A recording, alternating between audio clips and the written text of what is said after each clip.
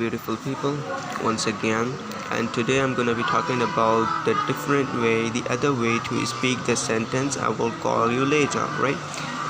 We have been using this sentence "I will call you later," right, since our childhood, as we know.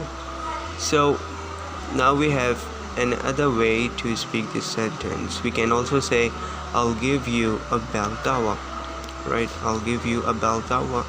The meaning is I will call you later. To give someone a bell tower means to call someone, right?